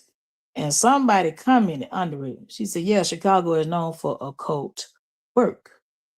And then that's when it started. The bells started going off in my head, and I was like, "Oh, I see. It's so much witchcraft being done in Chicago. That's why the death rate is so high. Like it's a principality over that city. Like every city and region has a principality. I give you a highest point says the serpent seed is very much alive in the realm. So I'm gonna give you an example. Certain cities are known for homosexual activity, like really use Atlanta. Atlanta wasn't once like this. Certain regions are known for drug use. Certain regions are known for violence. So you have these principalities over these regions. Because I've heard of Chicago, but I've never been like actively involved in their business. So as we're talking now, like somebody have gotten to done something for this city to keep shedding blood like this. Like it's constant bloodshed. And a lot of times to get somewhere, he said, I haven't went yet. You still, Barbara, I thought you were finna go lay down. So when there's a place where there's a lot of bloodshed, that's a lot of occult activities. Cause to get famous, to get stuff that you want, if you're not working with God, you got to give up something. You got to give up somebody. So a lot of these artists, they're blowing up. They had to give somebody up. They had to. That's a part of the plan. It says, oh yeah, I thought somebody else said that's a part of the plan. So if you look deeply into Ramika case, now that more stuff is coming out, more bodies are coming up. Like shout out to Keys for that live today. He didn't do a live today, but he definitely dropped a video today. And live from Friday, what are the odds of we got the fake Facebook pages on. The odds of the man that helped set Romika up died. It way bigger than what we think. It's a lot of occult activities involving this Romika case. And to get results, you're gonna have to get in the spirit. Like I was happy to hear that Carlos went to church. I don't care what y'all say. I'm happy to hear that he went. Everybody need God. Barbara said, haven't went yet. Highest point says every time we speak life, we dismantle someone's rituals. Absolutely. Somebody got an altar somewhere doing something. Just know every time you do a sinful activity, it's on a altar. They're part of idolatry. Matter of fact, a lot of folks understand if you pick your sin over anything else, that's your God. That's what you worshiping. So in cases like this with Ramika in the Chicago area, other parts of the United States, you notice stuff moves expediently fast. That one required prayer. This one right here required prayer because there's so many people doing dark work. This whole thing is dark. Not Romika. This situation in general is dark. Look at the people, look at their face, look at what they're into. You said that's what it's called, a ram in the bush. Barbie, keep a ram in the bush. I like setting bushes on fire. I like that burning bush though. Um, yeah, like stuff like this, y'all, it's gonna require a lot of prayer, a lot of asking for revelations, a lot of asking God to move because it's some things you can't control. When you got people that's behind closed doors doing stuff, like I say, fortunately, Carlos, you put the pictures out there. The devil horns, you already said who you rock with. Now, hopefully, when you went to church Sunday, hope you find Jesus. Now, just because you went to church don't mean you ain't gonna evade punishment. You understand? You can get right with the Lord, but you still gonna pay for that girl life. You can get right with the Lord. You know, don't take yourself out. You know, if you gotta go sit down. It's that most of these people don't even know what they're summoning.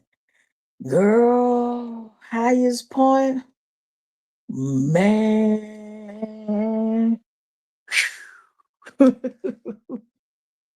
What's that? Oh, it's a trend that came out. It was approaching last year, and it's the rapper we're talking about 6'7", and got these children out here doing it. And he point blank said, "Hey, this is what I worship." And he told what it means. And I'm trying to feel like, why these parents ain't stop their kid? I know when my asked me what 6'7" do. I like, boy, it sounds strange, don't do it. I ain't even know what it was, but when he said, I like, boy, them numbers sound weird. Don't say it in reverse, forwards, backwards, and sideways, because I don't know what's going on. Because I'm going in about 30 minutes, Nadine. Oh, man, Bob, you trying to stay up for the whole life. What time is it? It is 12:11. Ashley boy, mom in the chest was happening. Thank you for pulling up on me. Yeah, we been in here vibing about spiritual warfare. Yeah, I'm always kind of 10 toes ahead on what they're talking about. Highest points to apply the blood by faith, declare and decree, cut off anything that's contaminating you. You can't be fully consecrated and in covenant if your life is out of order. Come out of agreement with the flesh. Ashley Butler, I know you late, but baby, you know, we here. And also, you know, you can hit me on the replay too. Absolutely high point. When I say killing your flesh is definitely a task. I've been trying to kill my flesh for some years now. But when you used to living the way you want to live, dying to your flesh is it's a daily job. I wouldn't now I prefer to die to live. Cause that basically if you die to live, that means you're gonna live with Christ when you leave here. I prefer Jesus. He said, man, I die every day. Man, I get it. This is not the easiest task. Like we was talking the other day about forgiveness. It's 77 times 77. They say have faith. I ain't really like that Bible verse like that. Now I'm trying to live by it, but I ain't say I really like it. Like I feel like eye for eye. That's where my mind is. But it's not right. The New Testament, vengeance is mine. Give it to God. That's it. And even with this case with Mickey, y'all got to give it to God because there's so much dark, demonic activities working in this case. Everybody got to pray on this one. Like everybody got to pray really daily on this case. Because I ain't never seen nothing that happened like this. And what I mean, not the crime in general, the process of justice. Revenge is easy. It takes more strength to walk away. Girl, yeah. Uh it's a battle you have to transcend in this life, not after death. You better get it right because after death, you done sign, seal, and deliver whatever deal you done did. And Pastor Bowman say you ain't lying. Yeah, I urge everybody for this case to pray that all hands are revealed. I pray Psalms 55. Matter of fact, I'm gonna do y'all a treat and go ahead and read it. Um, fun fact: when I opened the Bible, Isaiah 55, 53 says, "But he was pierced for our rebellion, crushed for our sins. He was beaten so we could be whole. He was whipped so we could be healed. All of us, like sheep, have strayed away. We have left God's path to follow our own, yet the Lord laid on him the sins of us all." That's God taking our sins. And this is the New Living Translation. Now, y'all, I told y'all, King James, that's not my cup of tea, but I will go read it. But I like the New Living Translation or the English version. Um, Trying to see Psalms 55. I'll tell you, I've prayed Psalm 55 for some folks. Hold on. There we go. I'm going to read Psalm 55 for y'all. And when I tell you, baby, it says, "Listen to my prayer, O God. Do not ignore my cry for help. Please listen and answer me, for I'm overwhelmed by my troubles. My enemies shout at me, making loud and wicked threats. They bring trouble on me and angrily hunt me down.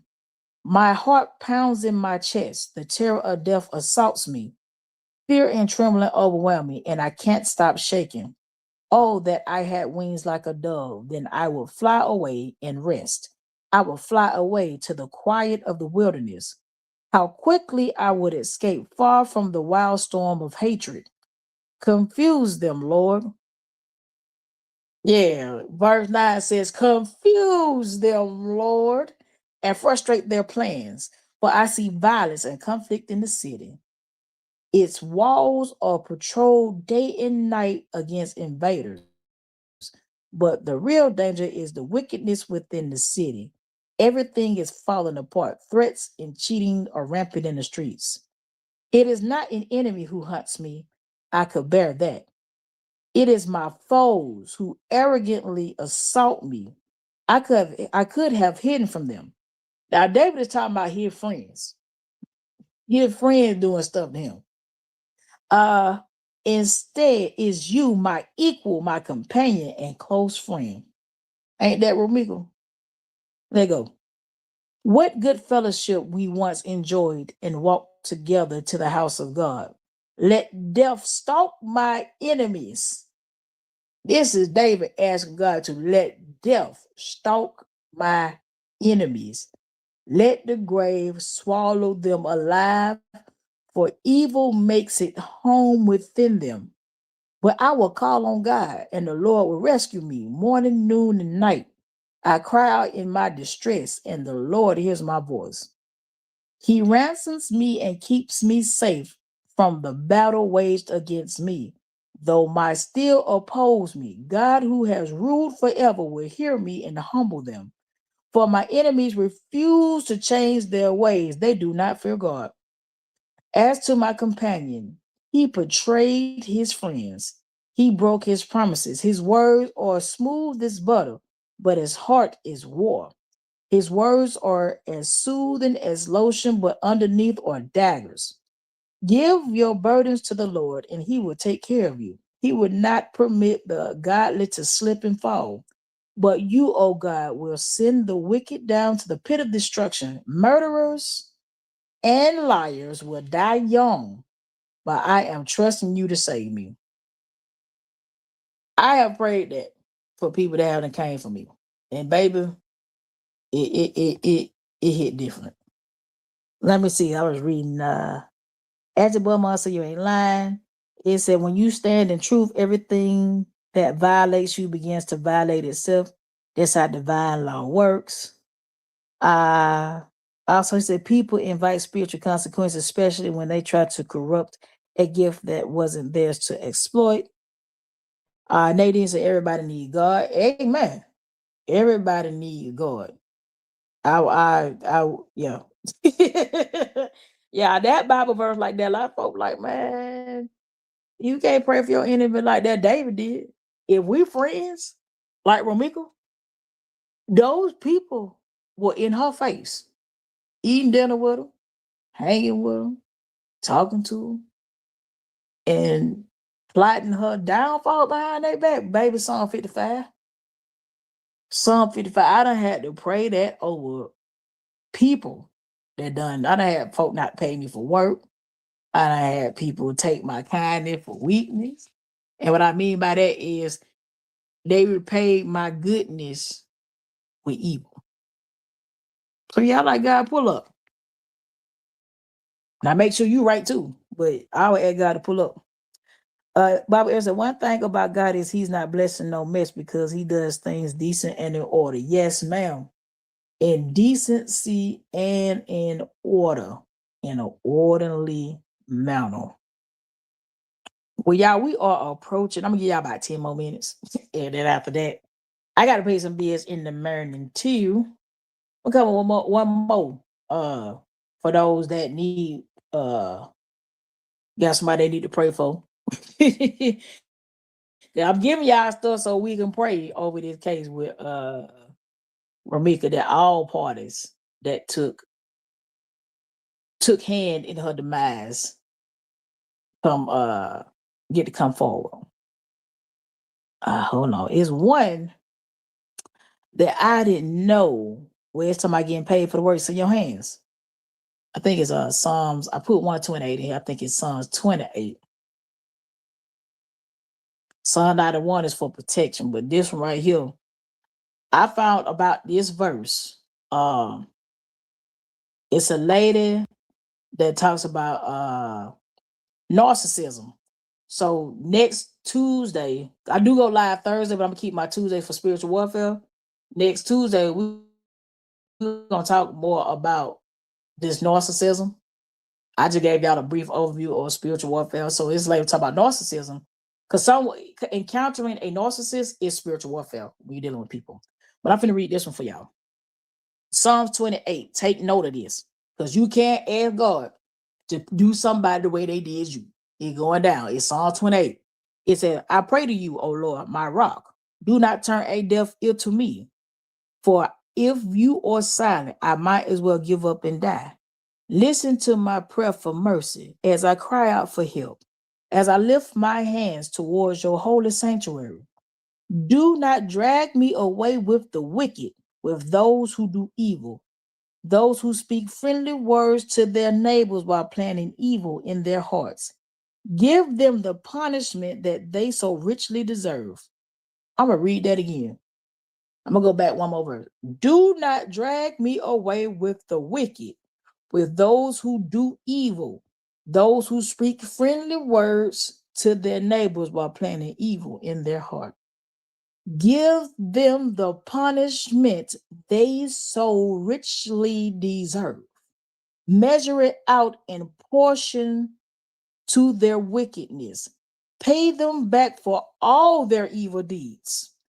Give them a taste of what they have done to others. They care nothing for what the Lord has done or for what his hands has made, for he will tear them down and they will never be rebuilt. Let me go read that again for y'all. We're going to spin it back again. I want y'all to hear this. This is David talking to God. This is David. This is Psalm. This is David played a harp. So this is his songs. I might have turned that to a rap song.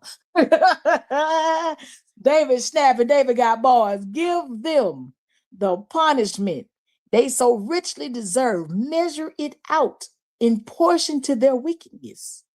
Pay them back all their evil deeds. Give them a taste of what they have done to others. They are nothing for what the Lord has done or for what his hands have made. So he will tear them down and they will never be rebuilt. Praise the Lord. That's verse 6. Praise the Lord. For he has heard my cry for my mercy. The Lord is my strength and shield. I trust him with all my heart. He helps me and my heart is filled with joy. I burst out in songs of thanksgiving. The Lord gives his people strength. He is safe. He is a safe fortress for his anointed king. Save your people, bless Israel, your special possession. Lead them like a shepherd and carry them in your arms forever. Now, y'all, I'm gonna tell y'all, Yo, yes, so many need to hear this. Ashley boy mom, yes. Bobby said a ram in the bush. Yeah, I like bushes on fire. Oh, you got Psalm 35. Well, let me go look that up. One thing about God, I read that one. I read it. Nadine. Yeah, so many people. Absolutely. Let me tell you something. When I started getting off in Psalms, I'm gonna tell you now. I'm reading Psalms, y'all. That's my spiritual warfare book. That's the book of you like you want to come over here and play. That's my book. You want to come over here and play. Cause David can ask somebody can ask God to confuse them, confuse the enemy. Now the other translation says divide their tongues. Now I ain't ready for that one.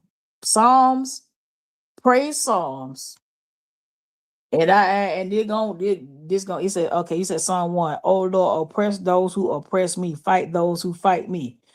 Yeah, highest point, appreciate it. We gonna say this one too.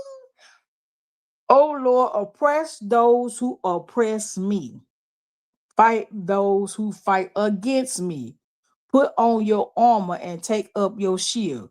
Prepare for battle and come to my aid. Lift up your spear and javelin against those who pursue me. Let me hear you say, I will give you victory.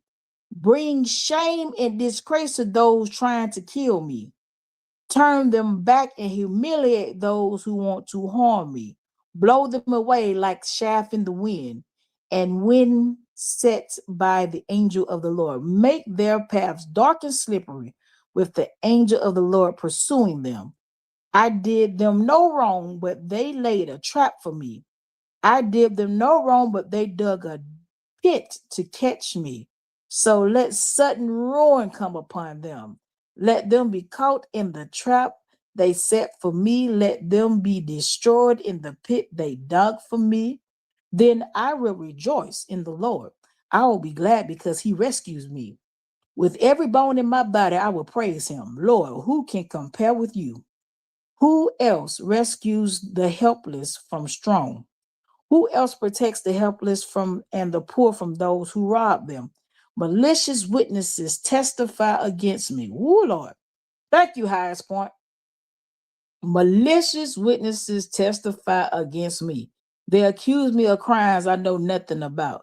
They repay me evil for good. I am sick with despair. Yet, when they were ill, I grieved for them.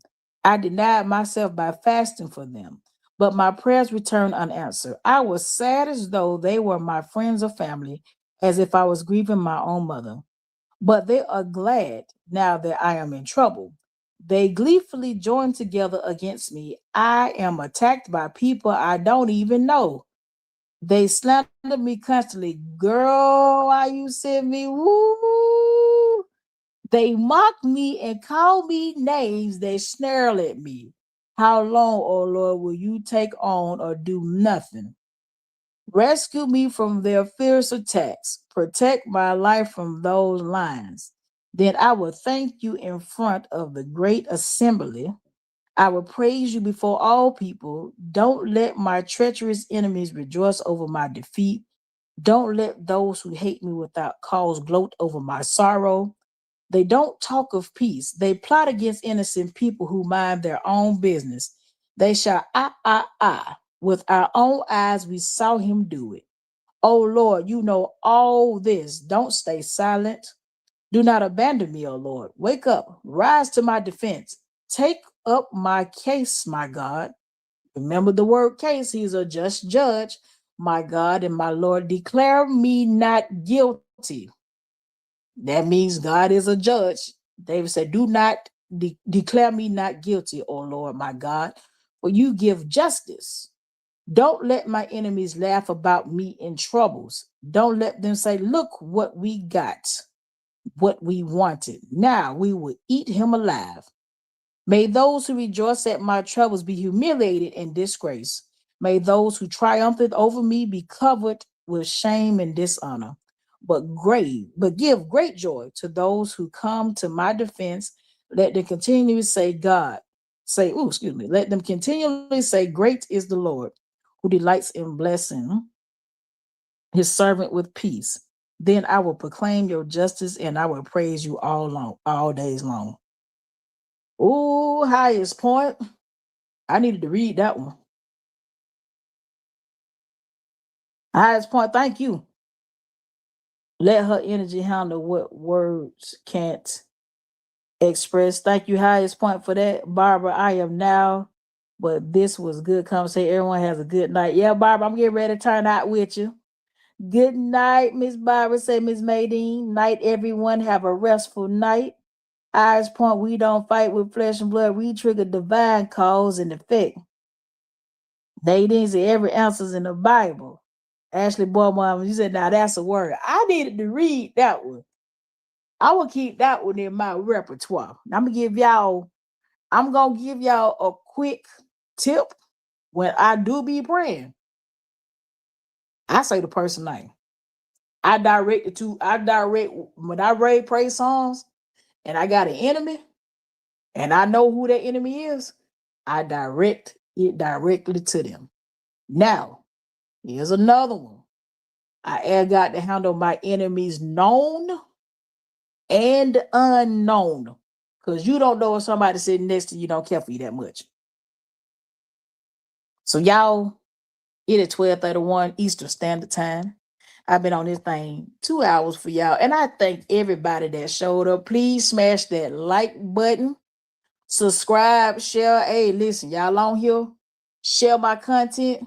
I'm trying to get up to 500 subscribers so that I may be able to open up a store on here and start selling me some merchandise. So y'all like, share, get some people over here so we get this good word in. Y'all be easy, be breezy. I will be live on Thursday night and I will talk about any case updates that I get.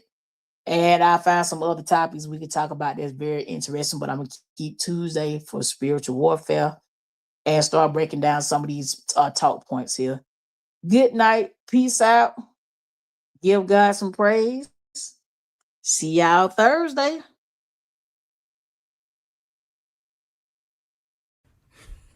I'm laughing at y'all niggas. Yeah. Give it to me now. Y'all niggas real funny. Money Mouth taking over.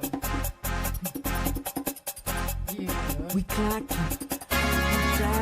I'm your perfect lady.